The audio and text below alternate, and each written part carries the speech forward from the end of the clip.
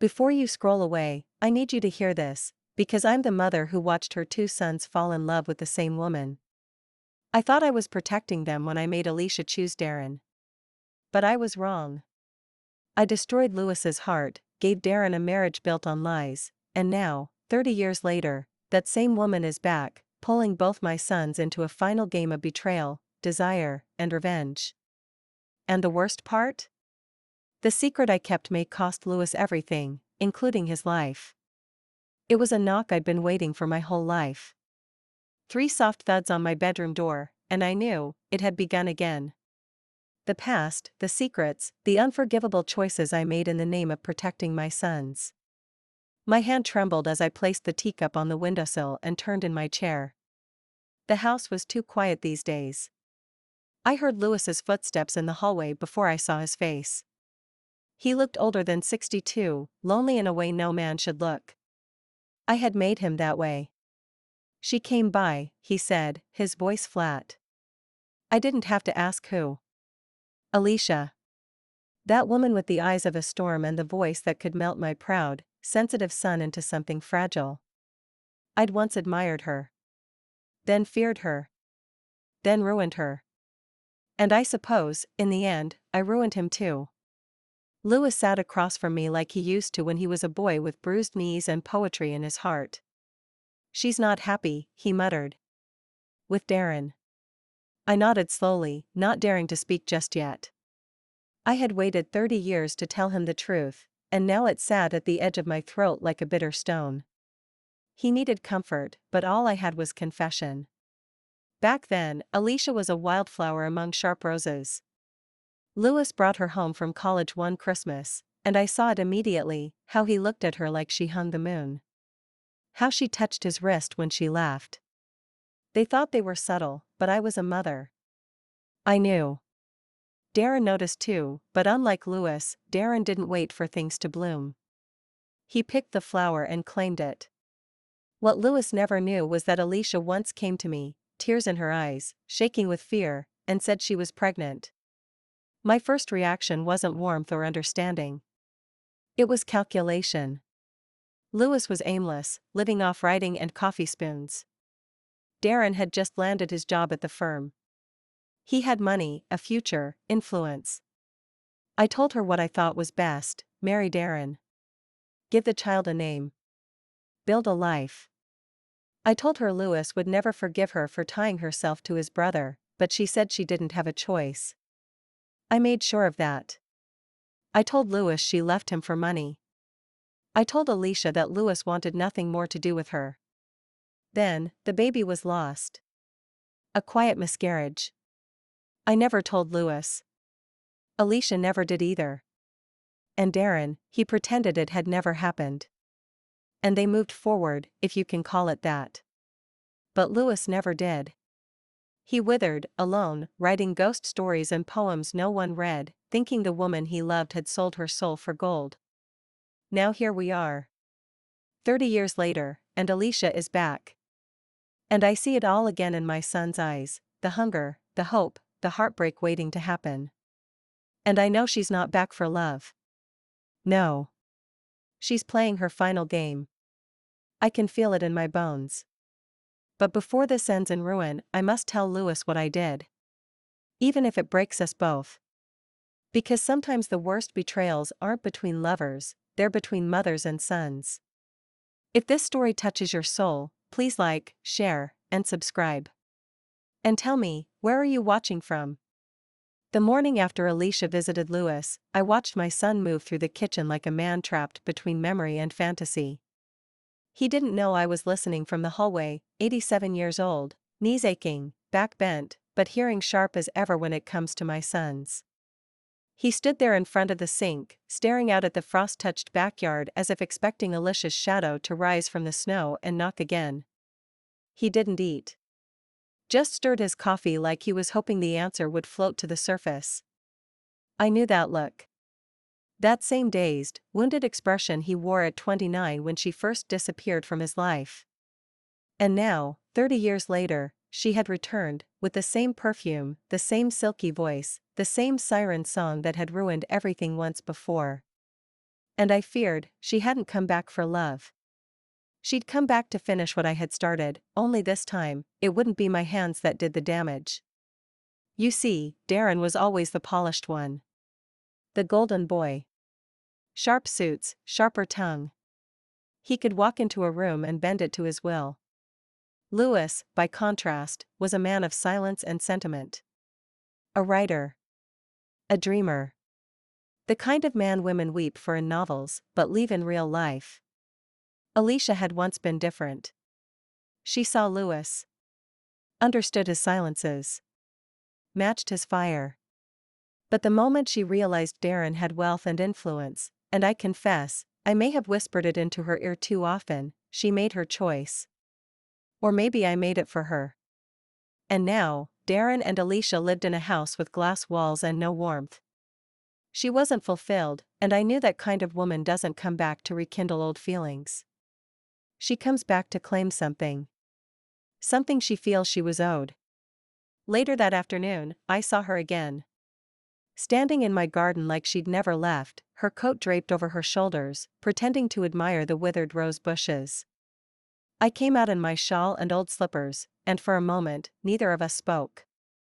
You always kept this place so tidy, she said finally, not looking at me. You didn't come for the roses, Alicia. Her smile was slow, sad, calculated. No. I came for Louis. For peace. Peace. That word felt like a lie from her mouth. I knew what Darren had become. Cold. Distant. His affair with that young waitress, Lena, I believe, was no secret to me. He thought he was clever, but sons rarely understand how well mothers see.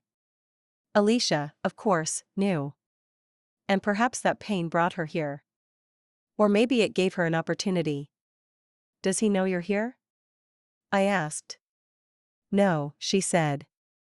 And it's better that way. That's when I saw it, beneath the regret, behind her soft voice, a hunger. Alicia had returned not as the girl caught between two brothers, but as a woman sharpened by decades of disappointment and bitterness. She wasn't here to heal. She was here to win. And Louis? Louis was still in love. That would make him blind. I watched her walk away again, leaving the faint trail of perfume and something more dangerous, intent. Later that night, Louis sat beside me, sipping whiskey with trembling hands. We talked for hours yesterday, he said. It felt like the universe giving me another chance. I didn't speak. I wanted to scream. To grab his shoulders and say, "You fool, this is not a second chance. This is the final round. And she's come armed." But I couldn't. Not yet. Because the worst part was still mine to confess. He still didn't know I'd lied to him 30 years ago. That I was the one who pushed Alicia into Darren's arms. That I told her Louis couldn't offer her anything. That I broke my own son's heart before Alicia ever did.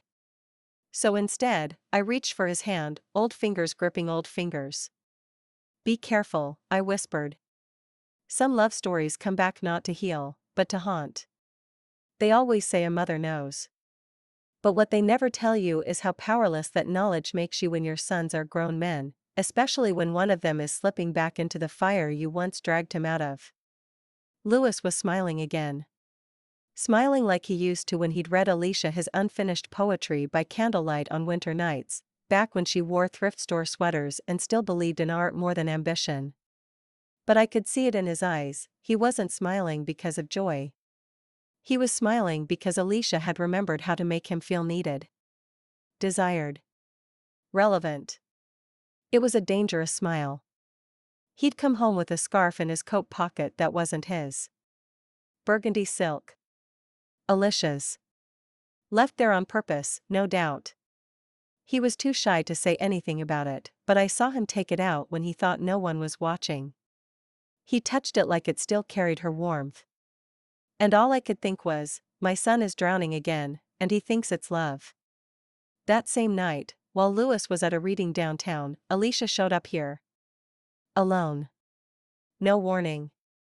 No apology. I was in the parlor, knitting a baby blanket I'd never get to use. The house was silent until the front door creaked open like a scene from one of Lewis's old ghost stories. She didn't knock. She just stepped inside, heels clicking softly against the hardwood, like she'd never left. "I thought you might still be awake," she said, placing her purse carefully on the hall table. Her voice was too smooth. "Practiced." "I'm too old to sleep well," I replied. "What do you want, Alicia?" She smiled that tight, actress smile and stepped into the room like she owned it. "To talk." "No. You came to gloat. Or to charm me. Or maybe to ask for something. You were never good at just talking." She didn't deny it. Instead, she leaned against the fireplace and folded her arms. "Darren and I are getting a divorce," she said casually, like it was weather. I stared at her. "Is that what you've told Lewis?" "It's the truth." "No. It's the version of the truth that makes you look like a victim." My voice was colder than I intended. "You think if you leave Darren, Lewis will welcome you with open arms?" Her smile faded. "Darren already replaced me, Eleanor. You know it. That little waitress girl, he doesn't even hide it anymore." "And what about you?" I asked. "You think I don't know what you're doing? You come here, you play sweet, you make Lewis feel like a man again, and meanwhile, you've scheduled a meeting with Darren's estate lawyer." That caught her. Her eyes flicked up sharply. "How did you? I told you. Mothers know." She paused, then exhaled, slow and deliberate. "I'm not here to hurt Lewis," she said, her voice softening. "I'm here to finally take what I should have had." "You mean the inheritance?" "I mean security." Her face hardened. "You and I both know Darren has manipulated everyone. Even you. I stayed in that marriage for 30 years while he humiliated me. Do you know how many affairs he had? Do you know what he's done with the family money? He's funneled it into offshore accounts. I have proof." "You sound like you've planned this." "I have," she whispered. "And Lewis, he's just the first door I need to open." And there it was, the truth behind the perfume, the sorrow, the late-night visits. Alicia wasn't just back for closure. She was back for war. And she was using my oldest son as a weapon. "You still love him, don't you?" I asked softly. She looked at me for a long moment. "I don't know. Maybe I never stopped. But love doesn't pay for what Darren stole from me." She turned and left, scarf fluttering behind her like a flag of surrender, or warning. And I sat there in silence, hands trembling over the blue yarn in my lap, wondering how much more of my family I would lose before this was over. Lewis didn't return until midnight. I didn't ask where he'd been. I didn't have to. He smelled faintly of her. His face was flushed. His voice soft. "She said she still loves me, Ma." I closed my eyes. "Oh, Lewis," I whispered. So did the spider, just before the fly kissed her back. Lewis always loved puzzles, even as a child. He'd sit for hours fitting pieces together at the kitchen table while Darren ran outside chasing balls and glory. Lewis needed things to make sense. He needed stories to have structure, patterns, resolution. That's why I knew this would break him, not just because Alicia might betray him again, but because her betrayal wouldn't come like a storm. It would come like a whisper. A missing piece. A lie so gentle, he'd believe it was love. I saw him leave the house that morning with fresh purpose in his step. He was smiling again, really smiling, the kind that stretches across your face when your heart believes it's safe. Alicia had spent the evening with him. I didn't ask what happened. I didn't need to. He hummed as he made coffee. He cleaned the kitchen. He wore cologne. And in his eyes, I saw it, hope. The most dangerous drug of all. But while Lewis played the lover, Alicia played the strategist. That same afternoon, I got a call from a friend of mine, Agnes Russo, a retired paralegal who still did favors for the Carter family's old estate lawyer. She didn't say much, but her voice trembled when she asked, "Did you know Alicia met with Darren this morning? At the law office?" I felt the floor shift beneath me. Alicia wasn't just toying with Lewis, she was aligning herself with Darren, too. Or confronting him. Or cornering him. I didn't know yet. But I knew this: she was building a plan that involved both of my sons and the property they would inherit from me when I passed. I sat by the window for hours, waiting for the shadows to tell me something useful. When Lewis came home, I tried to meet his joy with caution. I asked harmless questions. Prodded gently. But he was too wrapped up in her return to hear warning bells. "She said she never stopped thinking about me," he said as he poured tea for us both. "She said, maybe we could have another chance." "Did she mention Darren?" I asked carefully. His face dimmed slightly. "She said he's been cold. That they barely speak. That it's over." "Did she say that to Darren, too?" He flinched. A small, honest twitch. I saw the thought land. For a moment, I thought he might finally ask the right questions. Instead, he shook it off. "You're wrong about her, Ma. She's changed." "She's changed her approach," I said. "Not her motives." But Lewis wouldn't hear it. Later that night, after he'd gone to bed, I found the letter. Folded neatly in his coat pocket, tucked under the inner lining, probably Alicia's doing. A single sheet of embossed stationery, from Darren's lawyer's office. I read it twice. "Alicia Margaret Carter, per discussion, this agreement entitles you to a 25% claim to the residual Carter estate under provision of shared marriage length, spousal infidelity, and contributory trust basis. Darren Carter has agreed to mediation if no formal dispute is filed before February 9th. My chest tightened. She wasn't just preparing to divorce Darren. She was documenting his affairs, making a case, and securing a piece of the family estate, which Lewis would inherit half of if Darren were removed. If both brothers signed willingly, she could walk away with more than she ever had in her 30 years of marriage. And Lewis? He had no idea she was using his heart as a legal chess piece. I stood in the hallway that night, listening to him sleep in his old room. My baby, back under my roof, lost in a dream shaped like a woman. He had no idea the walls were already closing in. I returned to my room, sat in the dark, and pressed my fingers together. I had to choose: tell Lewis what I knew and break his heart before Alicia could, or let this play out and hope he'd see her for what she was before it was too late. But I'd already broken his heart once. And I didn't know if he had the strength to survive it again. The storm had started long before the rain. You could feel it in the quiet, in the small pauses between heartbeats. In Lewis's smile that began to falter, just slightly, as if something inside him sensed danger before the mind could accept it. That's how it always begins, love breaking not in grand explosions, but in whispers. Forgotten names. Overheard truths. It was a Thursday when it happened. Darren came to visit me. That alone should have told me the world was off its axis. My younger son never came unless he wanted something. This time, he came with expensive chocolates, fake concern, and eyes darting like a man standing in wet cement. "Mom," he said, kissing my cheek stiffly. "How are you feeling?" I stared at him. "What are you doing here, Darren?" He laughed, tried to make it casual. "Just checking in. Thought I'd see how Lewis is settling back in." "Ah. So that was it. Not about me. About Lewis. About Alicia. She's staying at his apartment now, isn't she?" he asked. Calm voice. Tight jaw. I didn't respond. "I knew she'd go to him the moment things got tough," he muttered, standing by the window. "That woman can smell weakness like blood." "She came to you first," I reminded him. "She came to destroy me," he snapped.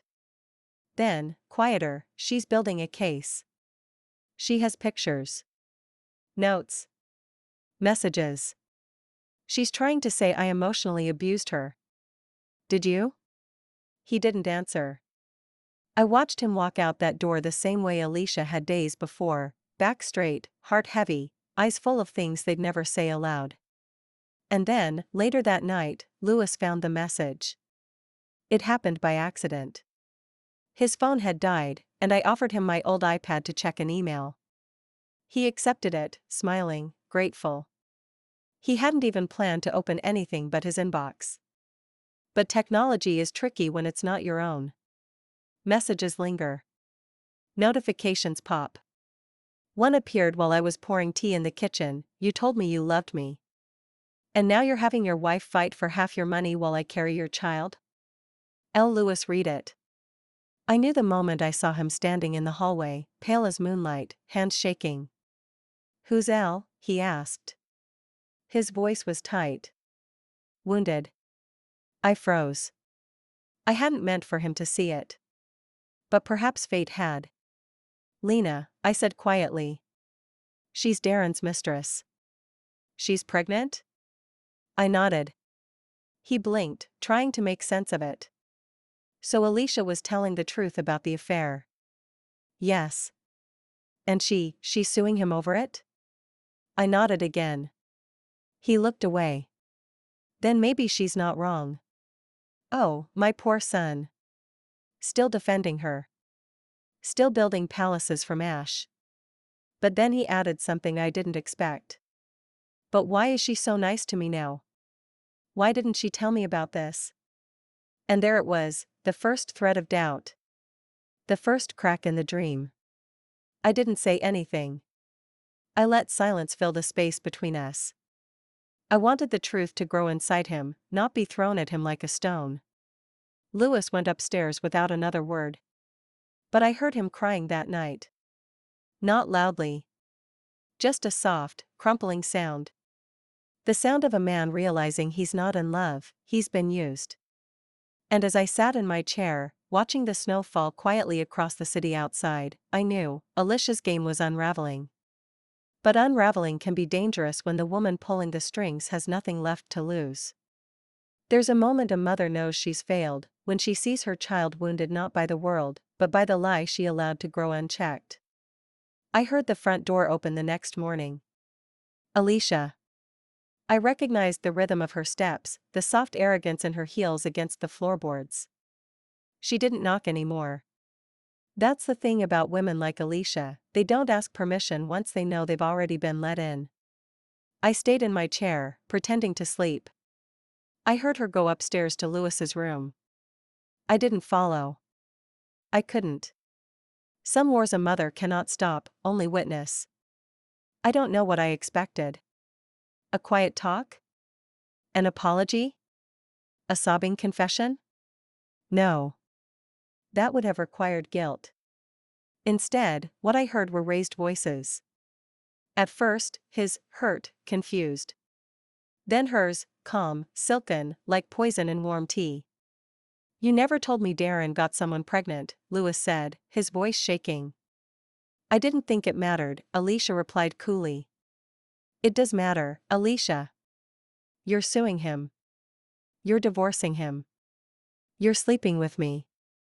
And now I find out you've been planning this with his mistress behind my back. There was a long pause. Then Alicia said something I'll never forget. I'm not planning anything with his mistress, Louis. But I do plan to win. And you're part of that plan. I rose quietly from my chair then, heart thudding. I crept to the hallway, stood just out of sight by the stairs. You're using me? Louis's voice cracked. I'm giving you a chance to be on the winning side, she replied. Darren will try to cut me out. He'll lie, fight dirty. But if you support me, publicly, emotionally, legally, I can make sure you come out with more than you started with. What are you saying? He asked, barely audible now. She stepped closer. You co-sign a statement. You tell the family that Darren manipulated both of us. That you and I were rekindling something long before I filed anything. That I was in danger. Emotional distress. All the right words. You want me to lie, he said. I want you to survive, she replied. You think your brother's going to spare you once he finds out you've been sleeping with his wife? You think he'll hand you your share of the inheritance with a pat on the back? No, Louis. He'll ruin you. He's capable of that. And then came the line that made my blood run cold. If you don't help me, she whispered, I'll say you forced yourself on me. Who do you think the world will believe? The estranged wife, or the sad older brother with a history of depression and no career? Silence. And then, Louis, you wouldn't. I could imagine her smirk. Try me. That was it. That was the moment. The mask dropped. The truth bared its teeth. Alicia was never back for love. She was here to burn both brothers down and rise from the ashes with whatever she could carry. I turned away before they came down the stairs. I didn't want Louis to see my face, see the fear I felt, or worse, the guilt. I had chosen this woman for Darren. Pushed her toward him. Lied to both of them. And now, she was holding a knife to Louis's throat with words. He came down alone, pale as paper. He didn't speak. Just stood in the kitchen, staring at the wall. She said she'll ruin me, he finally muttered. I walked over slowly, took his hand. No, I said. We won't let her. His eyes met mine for the first time in days. You said we. I nodded. Because it's time you knew everything, Louis. Everything I did. Everything I hid. And why I think she never stopped loving you, but also never stopped needing more than love could give. He said nothing, but he didn't let go of my hand. The war had begun. But this time I wouldn't stay silent. Because this wasn't just about Alicia anymore. It was about redemption. For both of us. They say the past never stays buried. Sometimes, it claws its way up, demanding justice, or forgiveness. And for 30 years, I held a secret that I believed would protect my sons but only tore us apart. Now, as I sit beside Louis, watching the pain behind his eyes, I know it's time. He deserves the truth, the full, ugly truth. It was Alicia's letter that started it all. The one I found folded in his coat pocket. That night, after she left, I searched my memory for the day it all went wrong. Alicia was pregnant. Not with Darren's child, but Louis's. She came to me, trembling and scared, in the winter after college. She said she wanted to marry Louis. Wanted to build a life with him and their baby. But Louis was struggling. A poet with little money and less stability. Darren was the successful son, sharp, wealthy, destined for great things. I was afraid. Afraid that scandal would ruin the family name. Afraid that a child born out of wedlock would shatter the fragile peace I'd built between my sons. So I made a choice. I told Alicia that Louis could never provide for her or their child. That she had to marry Darren. That he would give her security, respect, and a name that would protect them. I told her Louis had already moved on, that he didn't want her anymore. She cried. She begged me to reconsider. But I was cold. I thought I was doing what was best. And the child was lost. A miscarriage, quiet and cruel. Neither Louis nor Alicia ever knew the full truth. When Alicia married Darren, I told Louis she had chosen money over love. And he believed me. Believed he was left behind. But the real betrayal was mine. I lied to both of them. I forced a love story to end before it could begin. Louis's silence over the years was a wall built from heartbreak and lies. Now, with Alicia back, playing both brothers for their inheritance, I see the cycle repeating. And I wonder if it's too late to fix what I broke. I reached out to Louis, voice trembling as I spoke. I'm sorry, my son.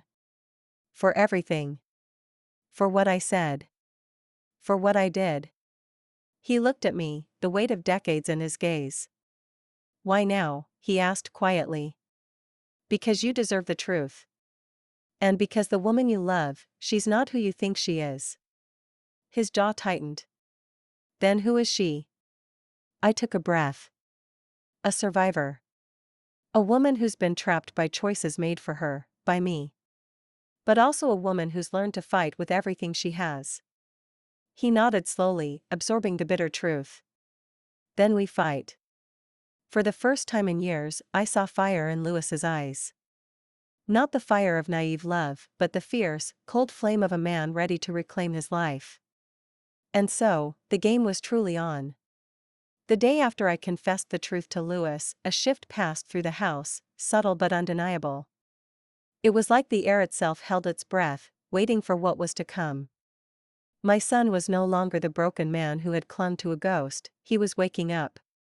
His shoulders squared, his eyes sharpened, and even his smile, though rare, carried a new kind of weight, purpose. Lewis spent hours at his desk, sifting through old papers, digging through family documents I hadn't seen in years. He was looking for a way to protect himself, his legacy, his name, the remnants of the family fortune Alicia so desperately coveted. It was a game of patience, and he had all the time in the world now. Meanwhile, I set about my own work. I contacted old friends, legal advisors who owed me favors, and quietly gathered proof of Darren's deceptions, his offshore accounts, the hidden properties, his long list of infidelities. It was time to strip away the facade of the perfect son and expose the rotten core beneath. But what I feared most was Alicia's next move. She was cunning, dangerous, and above all, ruthless. I had seen that in her the moment she returned to Lewis's life. She was not a woman to be underestimated. One evening, as Lewis and I sat together in the dim light of the study, he confessed something that broke my heart and steeled my resolve at once. "She still holds power over me," he said quietly. "Not just because of what we had, but because she knows I don't want to believe she's this cold. That part of me is still blind." I reached for his hand, gripping it tightly. "Then it's time to open your eyes, Lewis. Not just for yourself, but for all of us." He nodded, a silent vow passing between us. We were no longer just mother and son. We were allies, warriors in a battle that had stretched across decades. The war had started. And this time, we would finish it on our terms. Alicia was no longer the woman who quietly came to the door seeking comfort. She had transformed into a force, sharp, calculated, and relentless. I could see it in the way she moved, the way she smiled with an edge that cut through the room like a blade. Lewis told me how she'd started showing up unannounced, her visits more frequent, her touch lingering longer. She whispered promises and threats wrapped in the same breath. "Help me, Lewis," she pleaded one night, voice thick with false vulnerability. "Or I'll make sure you regret it." He was trapped between love and fear, his heart pulling him one way, his mind screaming the other.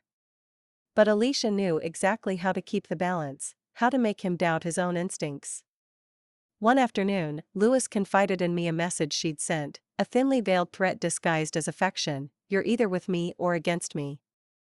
And if you choose the wrong side, you'll lose everything." She was playing a high-stakes game of control, and Lewis was the prize she refused to let go.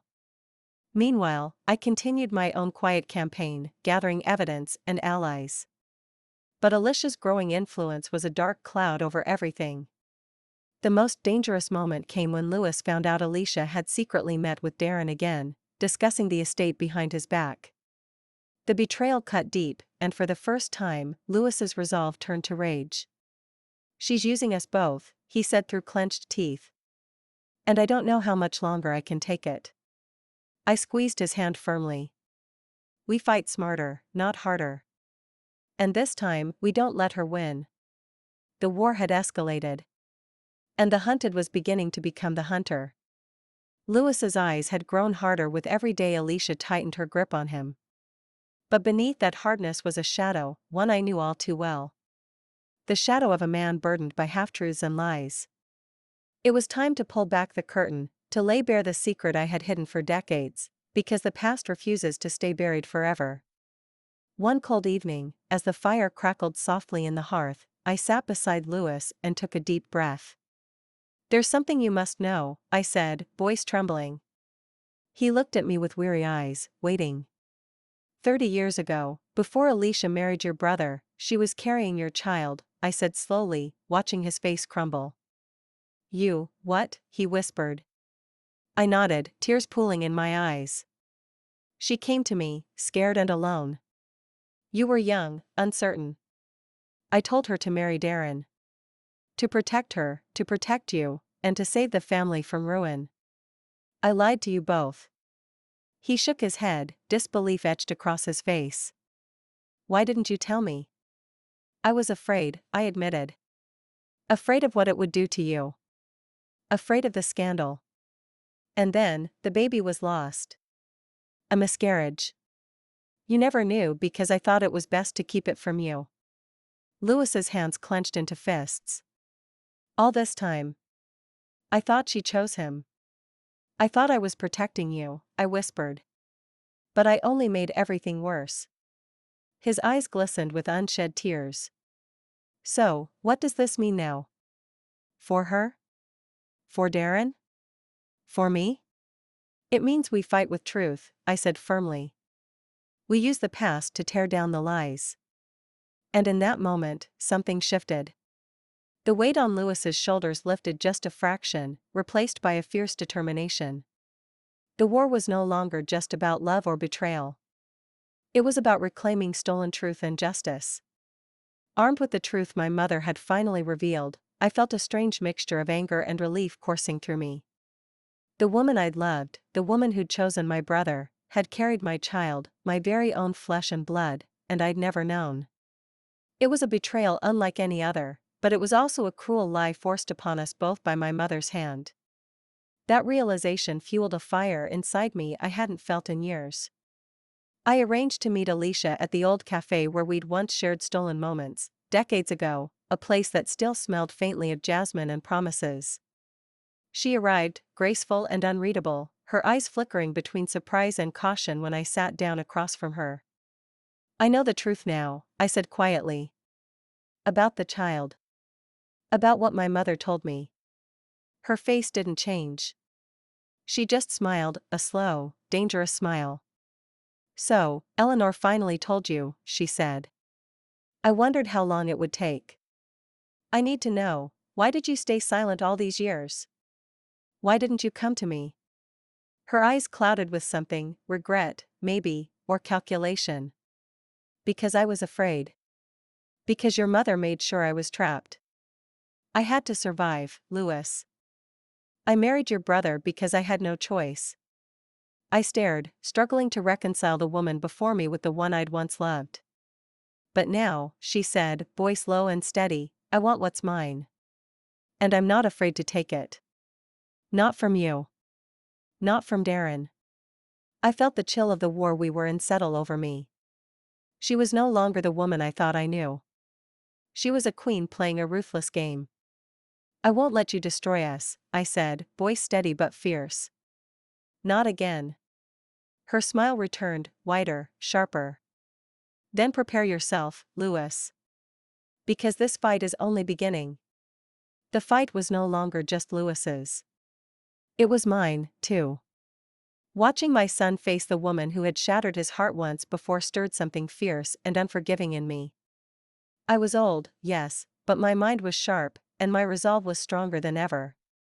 I began by reaching out to people I hadn't spoken to in years, trusted lawyers, old friends with influence, anyone who could help expose the web of lies Alicia had spun around my family. I collected documents, proof of Darren's offshore accounts, evidence of Alicia's threats and manipulations, even recordings Louis had unknowingly made during their encounters. The house buzzed with attention I hadn't felt since my husband passed. Louis and I were in this together, a team forged in pain and love. Each piece of evidence was a weapon, each phone call, a step toward justice. One evening, as I sorted through papers in the dim light of my study, Louis entered, exhausted but determined. You're fighting this harder than I am, he said softly. I smiled tiredly. I'm your mother. Fighting is what I do. We both knew the path ahead was dangerous. Alicia was cunning, and Darren wasn't a man to be underestimated.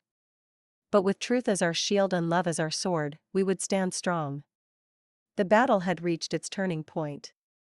Now, it was time to make our move. The day had come that none of us wanted but all of us feared, the day when the skeletons hiding quietly in our closets would be dragged into the light, bleeding truth that couldn't be denied. The Carter family gathering was supposed to be a celebration, a rare moment when tensions could be set aside, if only briefly. Instead, it became the battleground where decades of lies and betrayals exploded like gunfire. I arrived early, my hands clutching the folders thick with evidence that Lewis and I had painstakingly gathered. Inside, documents showed Darren's hidden offshore accounts, Alicia's threatening messages, and detailed proof of their manipulations.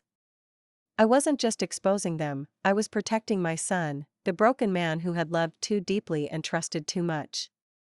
The room buzzed with the polite chatter of relatives and friends, the clinking of glasses, and the warm glow of chandeliers that should have cast a festive light, but instead illuminated the cracks beneath our family's polished surface. Lewis stood beside me, quieter than usual, his eyes scanning the room. He looked older than his 62 years, weariness etched into his face, but there was a fire burning beneath his calm. He wasn't the same man who had once been fooled by love. He was ready to fight. When Darren arrived, he carried the arrogance of a man used to power, his smile practiced and sharp. Alicia followed, flawless and composed, like a queen surveying her court. But beneath that mask, I saw the calculation, the thin veneer of control stretched tight over a web of lies. I cleared my throat, and the room grew still. The tension was palpable, thick like a storm about to break. "I have something we all need to see," I began, my voice steady but carrying the weight of years of sorrow and regret. From my bag, I pulled the folders and laid them on the polished oak table. "These documents prove what many of you have suspected but never dared to say aloud: Darren's secret finances, Alicia's manipulations, and the lies that have poisoned our family." Gasps rippled through the room. Faces turned pale, eyes darted nervously. Darren's jaw clenched, and Alicia's composure flickered for the briefest moment. Lewis stepped forward, voice calm but firm. "I loved Alicia once. I believed in us. But I was a fool. She used me, played us both. And Darren, you betrayed us in ways you thought no one would find out." Darren's face twisted with anger. "This is slander. Lies meant to destroy me."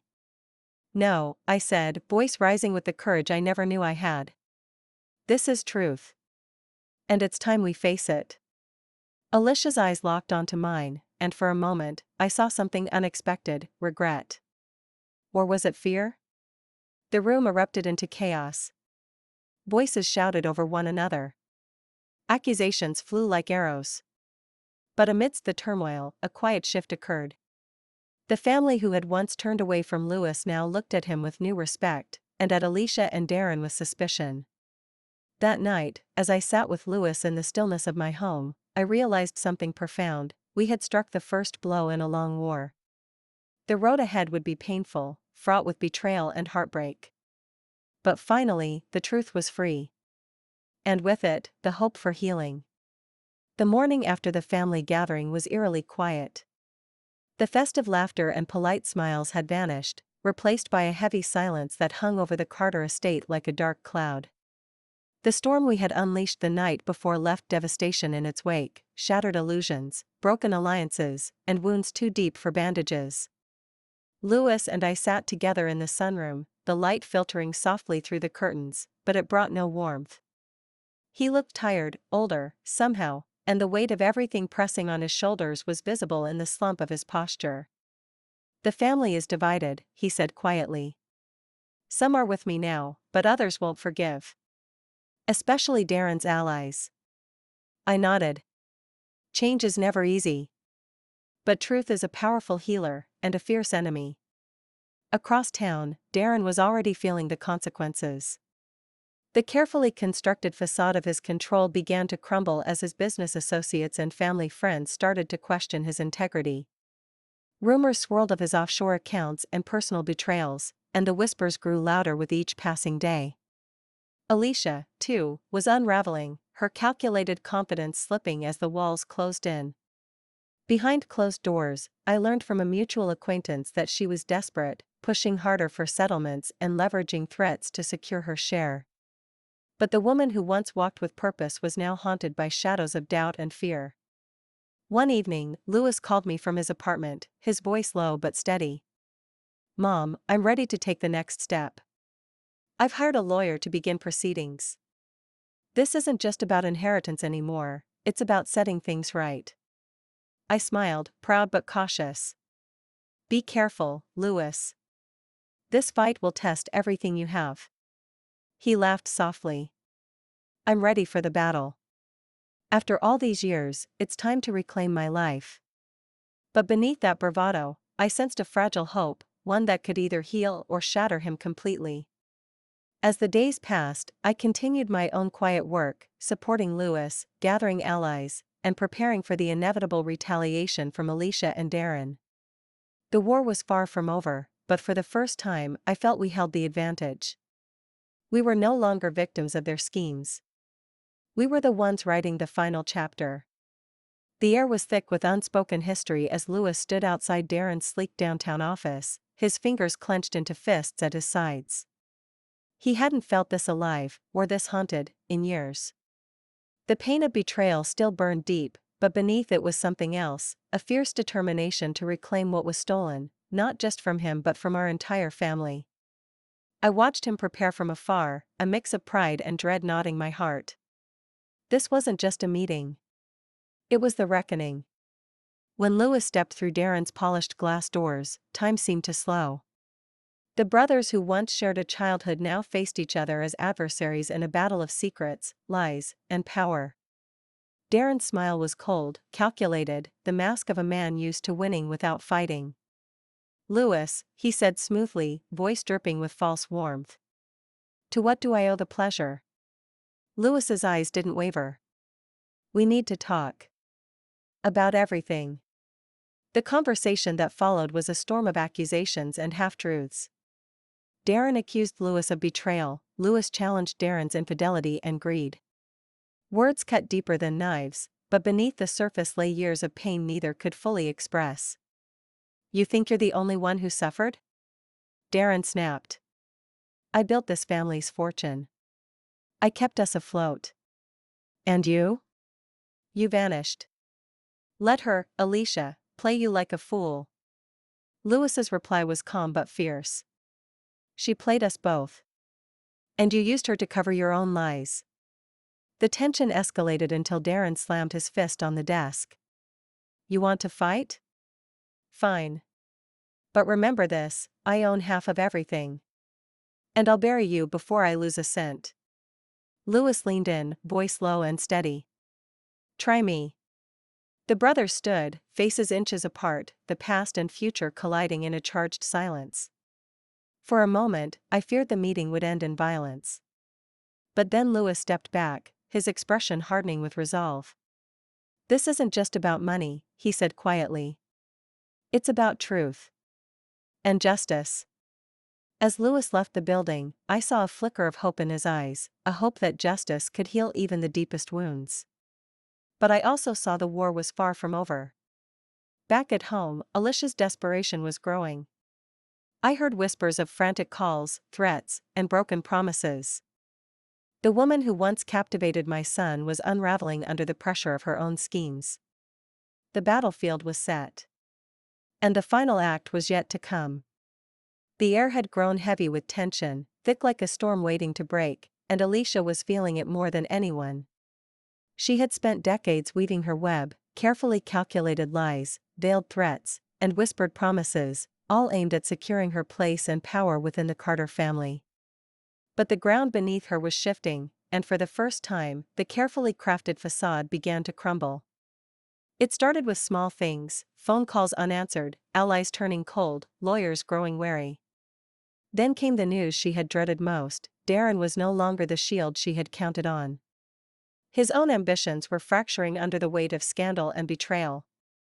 The whispers of offshore accounts and personal betrayals had spread beyond the family walls, reaching ears that demanded answers and accountability. I watched as Alicia's confidence faltered. The woman who once walked into my son's life with the subtlety of a thief now found herself cornered, her moves more frantic and desperate. One evening, I received a call from Louis. His voice was tight, but there was something resolute beneath the exhaustion. Mom, Alicia's lawyer sent an ultimatum today. She's threatening to expose private details, things that could ruin not just me, but you too. I sighed deeply, knowing this was the moment to step from the shadows. It's time, Lewis. Time to make our move. Together, we began preparing a counterstrike.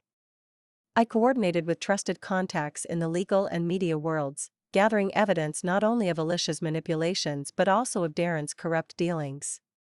We planned to reveal everything publicly, to shatter the illusions that had protected them for so long. Meanwhile, Alicia's desperation grew. Reports came in of her late-night calls, frantic meetings, and whispered threats to anyone who might turn against her. She was playing a dangerous game, one where one wrong move could bring everything crashing down. But she underestimated one thing: a mother's fierce love and a son's unyielding resolve. Late one night, as snow fell softly outside my window, I sat with Lewis, going over every detail of our plan. We knew the risks. We knew the pain it could bring. But we also knew that the truth, once unleashed, had the power to heal or destroy. As we prepared to pull back the curtain on Alicia's empire of lies, I felt a strange mix of fear and hope. The battle was far from over, but for the first time, the future felt ours to shape. The cracks in Alicia's armor were widening. And soon, the whole world would see them. The morning the news broke, I sat by the window watching the city awaken, but the world I saw was already shifting beneath its feet. The carefully hidden secrets, the whispered betrayals, the dark corners of the Carter family life, they all spilled into the glaring light of day. Alicia's empire of deception was exposed for all to see. Lewis called me just after dawn, his voice a mix of relief and steely determination. "Mom, it's out. The documents, the proof, everything. The media's all over it." I nodded, though he couldn't see me. "It's only the beginning, Lewis. Brace yourself." Within hours, the family gathering we had hoped for dissolved into chaos. Reporters swarmed the estate, flashing cameras and probing questions shattered any semblance of privacy. Friends and business associates turned away, wary of being caught in the fallout. The world that Darren and Alicia had built with lies was crumbling fast. But Alicia, true to form, refused to crumble quietly. She lashed out with venom, unleashing a fierce counterattack. Threats flew, lawsuits were filed, and accusations hurled like daggers. She painted herself as the victim, betrayed, abandoned, fighting for what was rightfully hers. Lewis bore the brunt of it, the target of her rage and manipulation. Yet, beneath the public storm, I saw the strength growing in him. The man who once loved blindly was now a warrior of truth. Behind closed doors, I worked tirelessly with legal allies to protect Lewis and dismantle Alicia's defenses. We uncovered more lies, more hidden assets, and the deeper rot beneath Darren's polished veneer. The family was fractured, some still loyal to Darren and Alicia, others rallying behind Lewis and me. The lines were drawn, alliances forged in pain and revelation. One evening, as I sat beside Lewis, he looked at me with a tired but fierce gaze. "We're not just fighting for money or reputation anymore," he said. "We're fighting for our family's soul." And in that moment, I knew the battle had become something far greater, a fight for truth, justice, and redemption. The war was far from over. But for the first time, I believed we could win. Alicia's mask of composure was cracking, and the cracks spread fast, exposing the raw panic beneath. I could see it in the way she moved, no longer the poised, calculating woman who once controlled every room she entered, but someone pushed to the edge, her every action fueled by fear and fury. Desperation makes people dangerous, and Alicia was no exception. Late one night, I received a frantic call from Lewis. His voice trembled, not with fear, but with the weight of a new threat. "She's threatening to go public with things that could destroy you, too," he said. "She's playing for keeps, Ma. I don't know how much more I can protect us." I knew then that words and legal maneuvers would no longer be enough. It was time for me to step forward, not as a witness or an ally, but as a force to be reckoned with. I reached out to a trusted old friend, a retired judge who owed me a favor. Together, we crafted a plan to confront Alicia's threats head-on, to expose not only her manipulations but the dangerous lengths she was willing to go to keep control. The next morning, I called Alicia. She answered with that cold calm, but I held my ground. "This ends now, Alicia," I said firmly. "You've lost your grip on this family. Any further threats, and I will ensure the full weight of the law comes down on you. Not just for what you've done to Louis, but for the damage you've caused to all of us." There was a long silence on the other end. Then, a sharp laugh. "You think you can stop me, Eleanor? I'm not done yet." "We'll see about that," I replied. In the days that followed, I coordinated with Louis and our legal team to file a protective injunction against Alicia's threats, backed by evidence of her previous coercion and blackmail attempts. It was a gamble, but one we had to take. The family watched as Alicia's power waned, her influence slipping like sand through fingers that refused to grasp. But she was still dangerous, still willing to fight with everything she had. That evening, as snow blanketed the city in quiet white, Louis and I sat by the fire, a fragile peace settling over us. "We're close," he said quietly. "To the end." I nodded, feeling the exhaustion in my bones but also a fierce pride. This was more than a battle for inheritance, it was a war for truth, for justice, and for the love that had once been broken but now forged anew. No matter what came next, I knew we would face it together. After months of struggle, betrayal, and heartache, a strange stillness settled over the Carter family estate.